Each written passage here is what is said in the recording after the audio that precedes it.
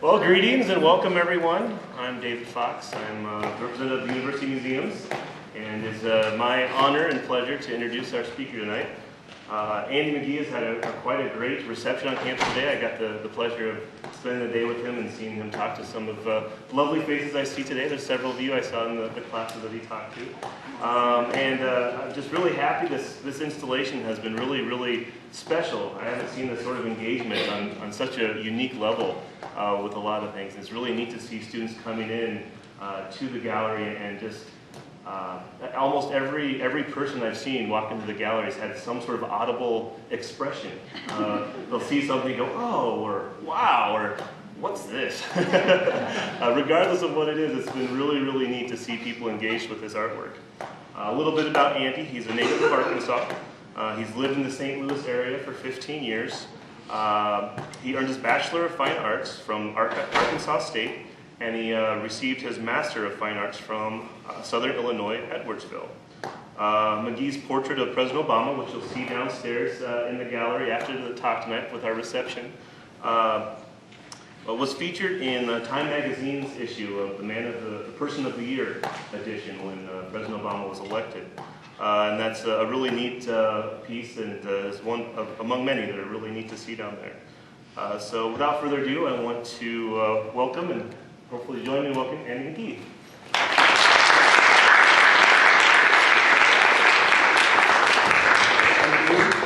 Can you hear me okay? Is this thing on? Does it need to be louder? Do I need to be louder? Is my bald head reflecting the spotlights onto the screen? Okay. Thank you very much, Dave. I'd like to thank the university for taking a chance, so to speak, and bringing this artwork to the university for the students and to the museum for everybody. This exhibition has been about 2 years in the making. Not because it took 2 years to make the work, but it took 2 years to get everything organized and find the time and get all the details figured out. I'd like to thank a couple of the museum staff people here, Allison Sheridan, Dorothy Witter, Dave Fox over here, who's been my wonderful liaison for the day, Lynette Pullman, museum's director, and especially I would like to thank Nancy Gerard, who is more than any single person directly responsible for putting this all together. She curated the exhibition. She's the one that contacted me and said, I think our students would really appreciate this artwork and I'd like to have you here. So let's give them all a round of applause for their hard work.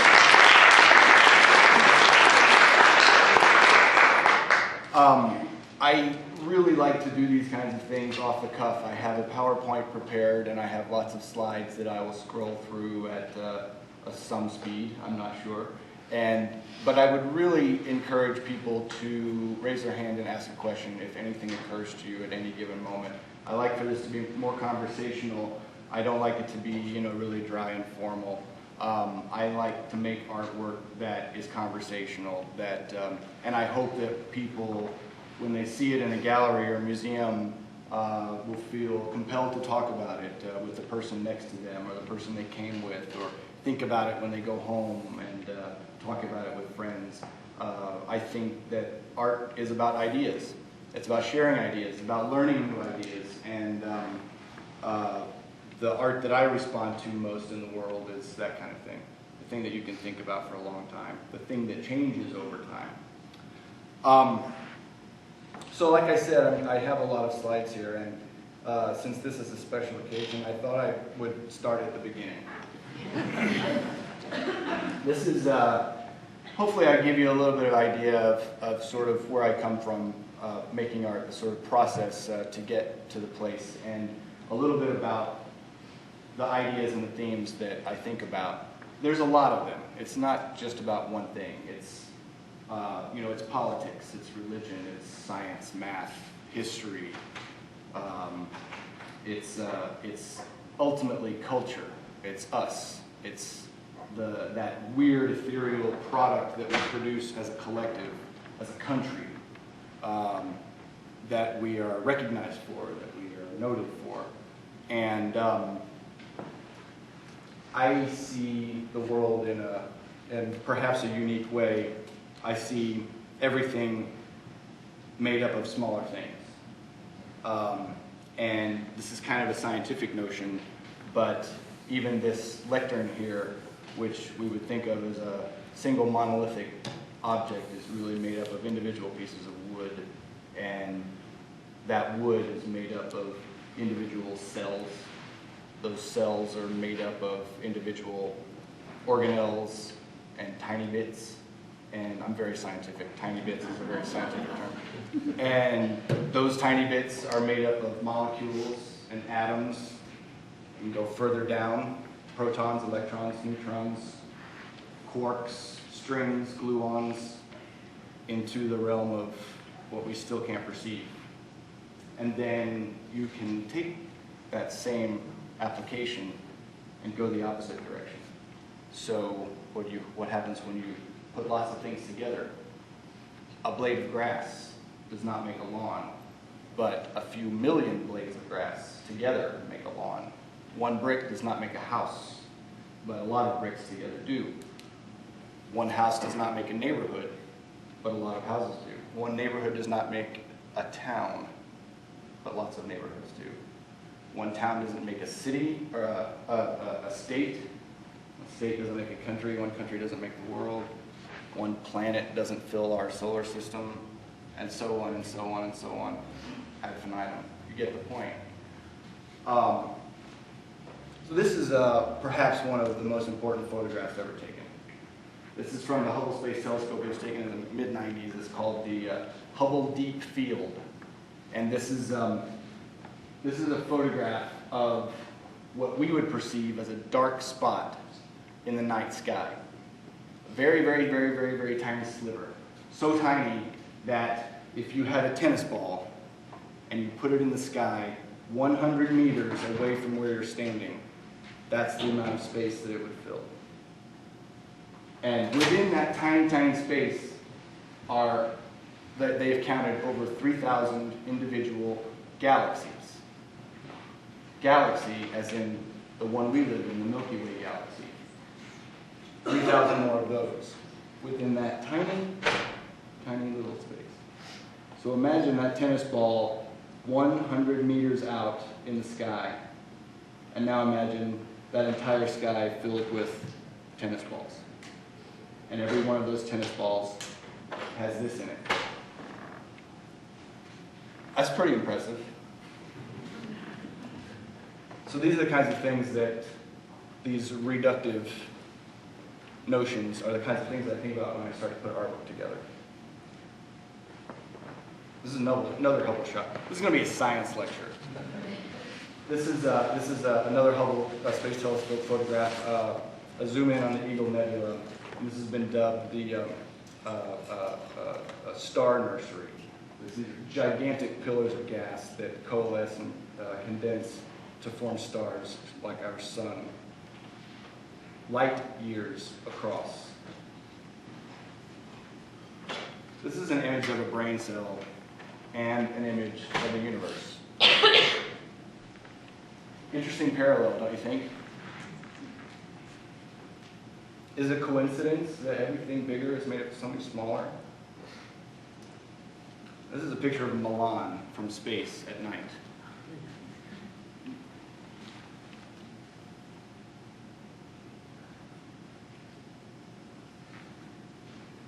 The great American suburb. Not everything is permanent, and not every structure stays intact. Some things degrade, sometimes intentionally, sometimes not. Sometimes things are not within our control. This is Lower Ninth Ward after Katrina.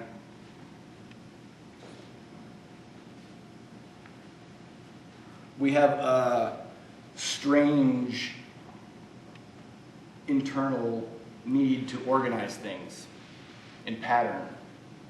We have a need to separate ourselves from each other based on dogma, philosophy, appearance, how much money we make. several years ago, I ran across a series of photographs by a team called Mullen Thomas. They did these turn-of-the-century images where they would do these sort of very patriotic, almost nationalistic images using mostly military servicemen, and probably because you could go to a military base and get their cooperation. And this one in particular really impressed me. Both the level of organization it took to take this one photograph and also the skill at creating an image with such forced perspective. So when you look at this, think about the image you're seeing is very two-dimensional. The Liberty Bell appears as we would think of a graphic of a Liberty Bell. But the actual mechanics of the photograph, the front row are about 50 guys. In the back row, they're about 500 guys. But on the image, they occupy the same distance. Any questions so far? I wish I had some more space photos. I really like those. I'm going to try to go pretty quickly through some of my earlier pieces just to give you a sense of how things progressed for me. And a lot of this early work was inspired by that Mullen Thomas photograph and others, but hopefully this will give you some idea of where I come from. This is made from cicada skins and a Union Jack flag that I ripped apart and reassembled in the shape of the American flag.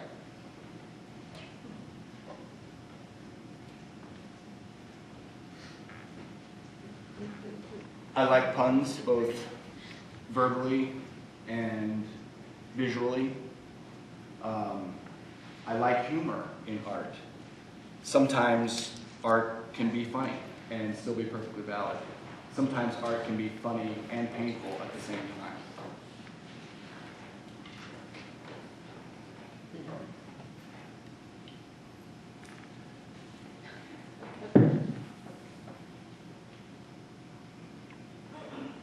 This is a little bit of a departure, but this was a piece I did called Temporary Memorial, and it is a memorial to the World Trade Center in 9/11. And this, I created this piece 1 year after September 11, and I wanted to do a project a process-oriented project that would have a built-in catharsis through process, and would also be cathartic for people who saw it. It's tricky, but what I did is I recreated the World Trade Center out of wooden squares, poplar squares, and there are 110 squares stacked in each of the towers, representing the 110 floors of each of the World Trade Center. On the surface of the sculpture, I hand-stamped each of the 2,636 names of people who died in the World Trade Center. Cover all sides. It took about 3 months to make, working about 8 hours a day. Each name is stamped one letter at a time. And was a very cathartic piece. And people appreciated it for its sincerity and its romance.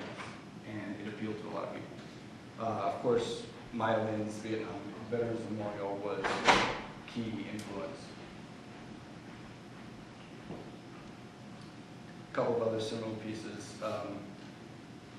I like to work in a very simple way in that what you get on the wall or on the floor in the gallery is uncluttered, uncomplicated, reduced to just the bare essentials. Usually that is the material that it's made of, the form that it takes, or image in some cases, if you've seen the show downstairs, and for most pieces, what's on the title card. The title of the piece, very deliberate, because I know I'm providing a minimum amount of information to the viewer, but I still want them to be engaged. But I don't want to give the viewer too much information that they can quickly find a conclusion and move on and dismiss the work. I want to hook them so that they keep thinking about it, so they come back to see it again, so that the meaning for them changes over time with their subjective experience. It's a detail. This is made out of maple seeds, those little helicopter things that fall out of the trees. A couple of other influences, contemporary influences. Tara Donovan makes very sort of ethereal works out of what we would consider disposable materials. I find her work really lush, beautiful. She does not deal with content in the specific way that I do, but her pieces have a lot of implied content. And we also share a lot of themes on consumption, waste, the environment. Chris Jordan is a photographer and did a wonderful series called Running the Numbers. And in this series, he would take statistics, like how many cans of soda do Americans consume in 60 seconds, or something like that. And then he would create an image using a visual representation of that number of thing. And I get a lot of inspiration from his work. He doesn't create them three-dimensionally like I do, but he does these photo collages. And the final results, the end pieces, are quite large and visually stunning. They have the same near-far implications that my work has, and that is, what do you see when you're very close to it, as opposed to what do you see when you're farther away from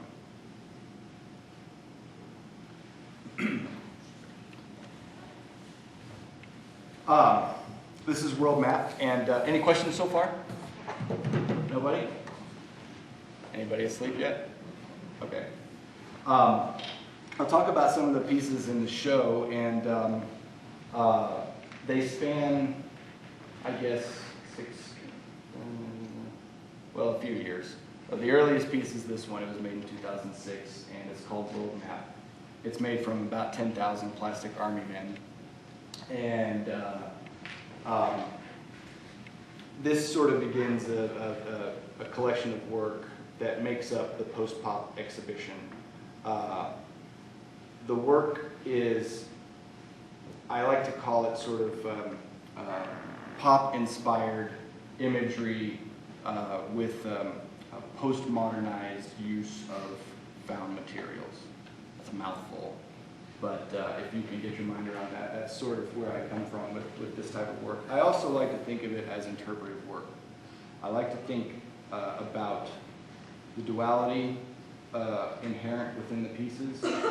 What do you see when you look at it? What do you get out of it? What does it mean to you? And do you think the person next to you is getting the exact same thing, or perhaps something different? Perhaps something completely opposite? When you're dealing with political work, especially religious work, I mean, all the good stuff, right? That's what we don't like to, we're not supposed to talk about in polite society. Politics, religion, money, sex, money, and sex, and politics and religion. I mean, those are the fun things.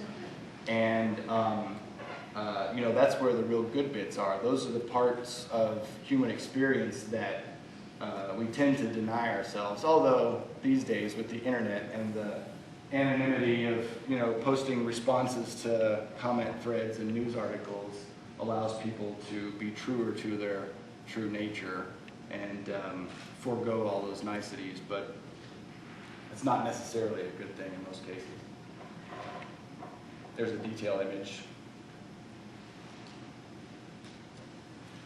So we are really used to, these days, seeing images through a mediated filter.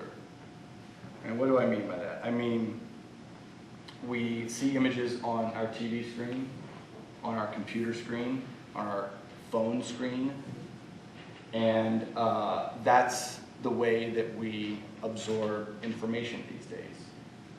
You know, we still have magazines, we still have newspaper. That's another mediated device. But it's interesting to me, and sometimes I stare at my computer monitor like dangerously close. like this. And it's a beautiful sort of abstract thing that you get. Pixels. We see the world in pixels, one dot at a time, one color at a time. When we see them on our computer screen or on our cell phone, they're condensed together to make an image. But it's still a collection of dots, like galaxies in the sky, just arranged to create an image. Can you tell what this is?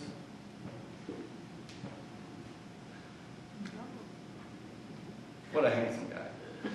This is my Facebook profile picture.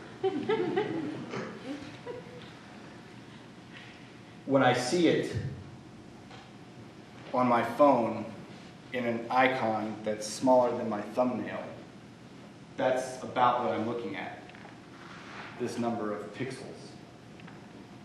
When I see it on my computer screen, still, in that little box, that's about the number of pixels I'm seeing.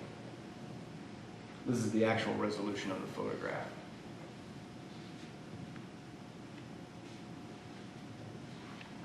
This is not the same photograph, but another one, a self-portrait created out of matte pens. This isn't particularly material informed, it's just a neat piece that they thought they would have for the title wall of the show. So, I use materials. Any questions so far? Anybody? Yes? Compositionally, it seems like all of your pieces rely on repetition and pattern. Are there other pieces that you've done where that's not the case, or does that seem to be a theme that's going throughout? No, I have control issues, so. No, I don't have a very good answer for that, except that I'm used to working in that format. And the best answer I can give you is that, I know that I'm going to be dealing with a cluster of the same material. And most of the material, especially in the exhibition downstairs, is a very sort of square format kind of material. Cigarette boxes, juice cans, toast squares.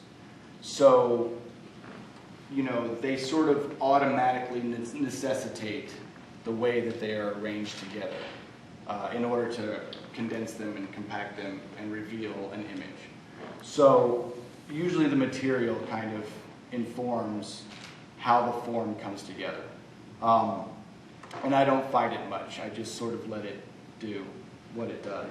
I do get criticized a lot for sort of, making these really anal, retentive projects that, with impenetrable, grids and precision, and I'm just like, whatever. I mean, it's my methodology, and it doesn't suit my personality at all.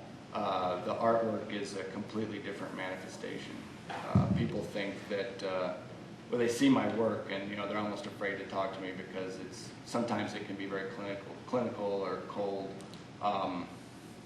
But I just invite them over to my apartment because it's a disaster, completely disorganized, and so most of the time it looks like I haven't gone to the recycling center for 5 years and I've just got stuff stacked up. So thanks. But on material, material is really the jumping off point for most of this stuff. I was just talking to a class earlier, and somebody asked me about material, and I'm not interested in what we think of as traditional sculpture making, traditional materials, wood, steel, plaster, clay, marble.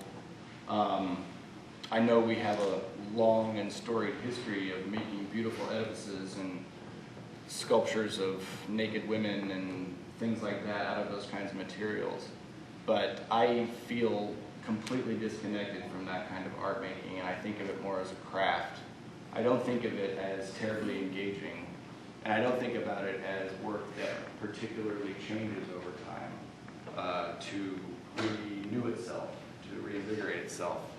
And I think of those kinds of traditional materials as blank materials, uninformed materials. And I think about those kinds of sculptures as objects that are made to prove that you can control a material. And that's completely uninteresting to me. I made this sculpture out of marble because I'm a cool guy and I can carve a sculpture out of marble. And it's about controlling the material to your whim as opposed to embracing the material for what it is inherently, what it can represent inherently. And so these blank materials don't do much for me. I prefer to use materials that are ubiquitous, commonplace. We see them everywhere. We all recognize them. We know what they feel like. We know what they taste like in some cases. We know how to use them. Either we do use them, we don't use them. We know what their function is in our world, in our culture. And I'm making them sound really fancy, but the truth is they're just products for the most part, right? But we don't give a lot of thought to them because in our minds we already understand, you know, that's some artificial sweetener that I put in my coffee. I open it up, I put it in the coffee, and I throw the package away. And those are the kinds of things that are intriguing to me because all of those things that we're already connected to have compositional properties. They have inherent art properties. It just takes a little bit of effort to look at them in a different way. But once you are committed to using pre-contextualized materials, if I can use that term, that is to say things that we already understand, then you can take that meaning that they're preloaded with and you can change it around. You can manipulate it. You can use it to serve a different need. So these packets are made as sweetener packets or products are made to put in your drink. They're not made to be art materials. So I'm using them as art materials. And in that process, I'm recontextualizing them. I'm validating them by assembling them together in a new form and putting them on the gallery wall. All of a sudden, everyone is convinced, hey, we have to look at this differently now because it's in a new context, it's in a new setting. Somebody's taking this seriously. Obviously, the museum thinks that these sweetener packets are important for me to look at. But if you take these exact same packets right across the walk here to the coffee shop and you put them on the table, you would completely dismiss them. I would. This is Andy Warhol's Maryland. And I was at a diner after reading a few pages out of a Warhol anthology. And I've always been a fan. And I was at a diner and I noticed on the table these packets. And then I realized that they were basically the exact same color palette that Warhol used on his Maryland silk screens. So the connection was just too sweet, no pun intended. Okay, pun intended. To pass up. And so I went home, well, I went to the store and bought $500 worth of artificial sweetener. And I created this piece.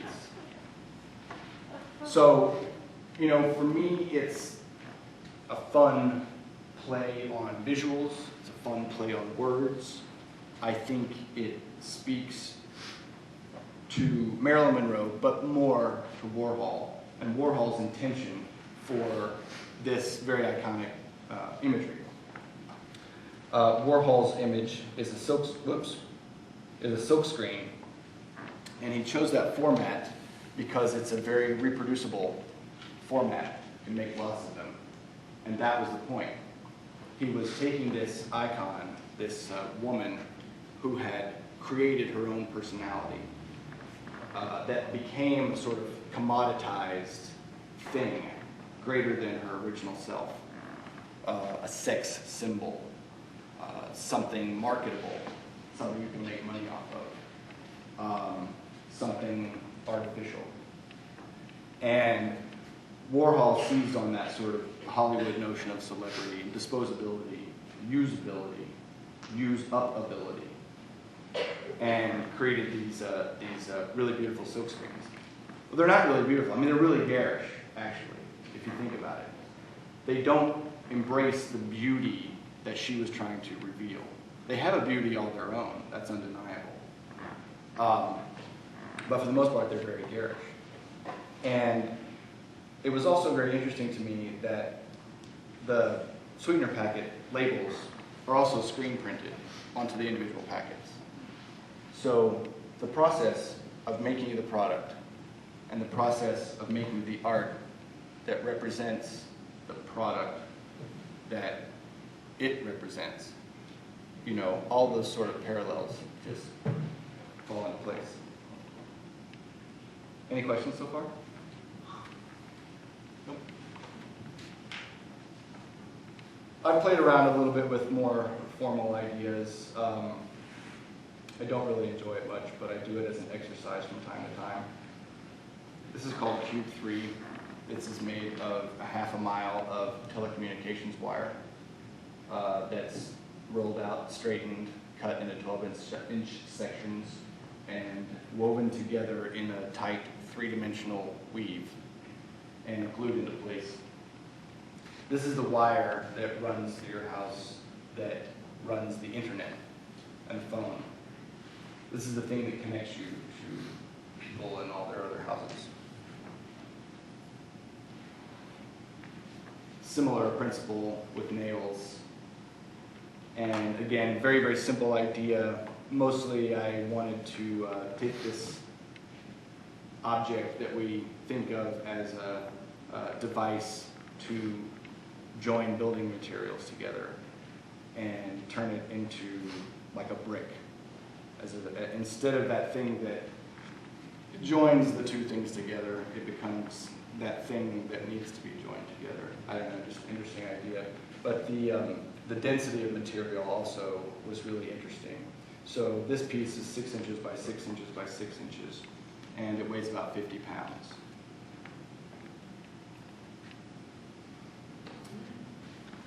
Now, what did I say about blank materials? This is a chunk of cherry log, and it's hollowed out on the inside, and it's filled with toothpicks. And, you know, it's another pun. It's a visual pun. Now, I don't think of this as a blank material because I used the title as a crutch. So in the title card, you get the information about the material, and the material comes loaded with a context. In this case, the material, the name of the material is the title of the sculpture. This is one of the earliest known photographs of Jesus. Good. I wanted to make a piece about perception, really specifically about perception. Do we really see what's in front of us? Do we interpret things the way we want to interpret them? The way we're conditioned to interpret them? I was installing this earlier today, and class came through as I was finishing it up. And, you know, as soon as it was done, I said, "What do you see?" And well, they instantly said, "I see a picture of Jesus."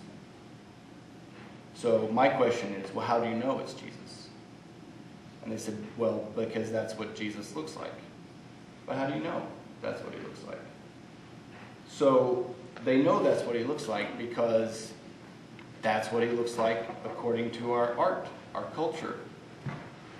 We really don't have any photographs. And I suspect that that's probably not a very accurate likeness. But it's really very familiar. It's comforting. It's curious.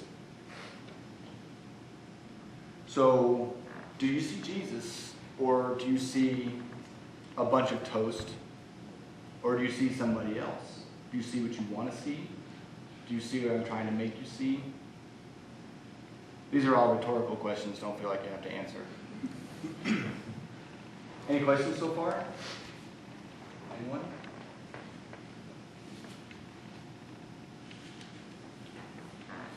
I like politics, and I'm very opinionated, and I subscribe to way too many political feeds on my Facebook, and I have to stop checking my Facebook like at a certain point in the evening, or I won't be able to go to sleep because my blood's boiling. But I'm also really fascinated with the polarization of politics in this country. And I really have to applaud Nancy Gerard, who had the forethought to schedule this exhibition over the election season. And that was not an accident. It was very deliberate, and she knew full well that A, presidential candidates would probably be visiting the university, and B, that this would be, politics would be the topic of conversation for the semester, at least through the election. So she also knew that a lot of the work in the exhibition was political in nature and dealt with the strange cultural duality that we have, this weird extreme polarization. Now, the country really isn't completely polar opposite. The vast majority of us fall somewhere in the middle of the political spectrum. But we really only ever hear from those way over here. And it's really only like 10 people on both sides. But they scream and they yell and they talk and they cry and they whine and they bitch so much that you would think there's a million of them. And it's that strange duality that we have the impression that all of us are either way over here or way over here, and there's nobody in between. You know, it is partly true, but it's not all true. And I know Iowa is a really wonderful state and filled with all kinds of diverse opinions. Down in Missouri, we have St. Louis and Kansas City, blue as blue can be. And of course, both of those cities are trying to move outside the edge of the state because the rest of it is red in the middle. And again, it's all very fascinating to me. So, politics. This is an image, this is a representation of the logo for the Republican National Party. And it's made from tiny plastic babies. Now, I think of this as commentary on abortion issue, homogeny, hegemony, indoctrination.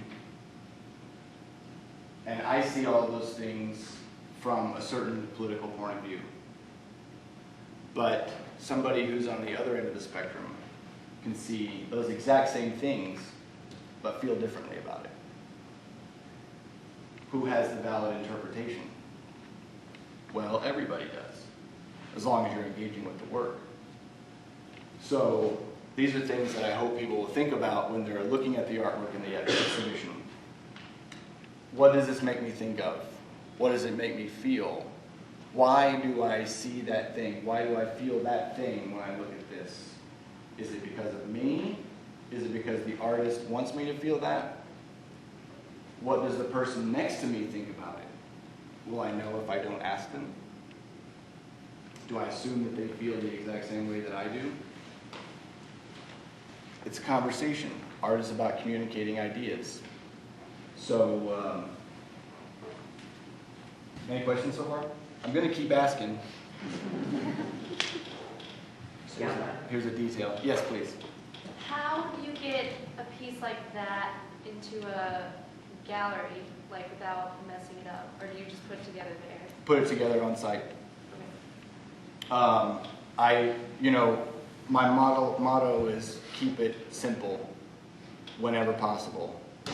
And I try very hard to not manipulate the materials if I can get away from it. Now, most of the time, they end up getting glued down to something, but I don't paint the materials or recolor them or alter their sort of natural state, because it's that thing, it's that object that I want to try to utilize and to a degree celebrate.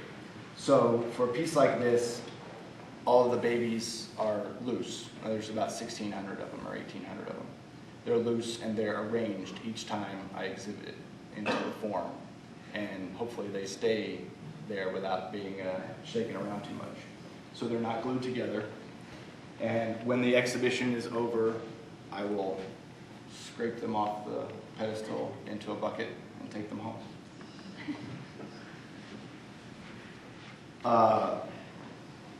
When Obama ran for president the first time, there was a lot of brouhaha because he was caught not wearing a flag lapel pin on his jacket at an event. And some pundits made a lot of hay about this for a long time. And I remember thinking, that is the most absurd thing I've ever heard. Because it's absurd because it doesn't mean that he's not patriotic. It might mean that he's forgetful and forgot to put it on. But I started extrapolating that. So what if you took that silly argument to the opposite end of the spectrum? And what if a candidate wore 100 flag lapel pins when he came out? Well, we would think they were absurd, and they look absurd. But maybe that would be armor against pundits shooting arrows and attacking you for your lack of lapel jewelry. I usurp and take away a lot of imagery that I use for my own gain, and I'm not ashamed of it. But I do it because the imagery that I use has become iconic or symbolic. It's transcended the thing that it started out to be and turned into something else. The Warhol Maryland is a very good example. Everybody recognizes it. You know instantly. You know it's Warhol. You know it's Maryland. You don't even have to think about it. It's like those artificial sweetener packets on the table at the diner. You don't have to say, what are these things, and how do I use this, and do I have to read the label to figure it out? You know. Everybody knows. It's so common, it's so ingrained in our culture, in our daily lives, that we don't have to give any thought to it. We understand it completely as soon as we see the image. And what I like to do is take all those things that you already understand in your head and jumble them around and try to make something new. And hopefully you'll see it in a different way.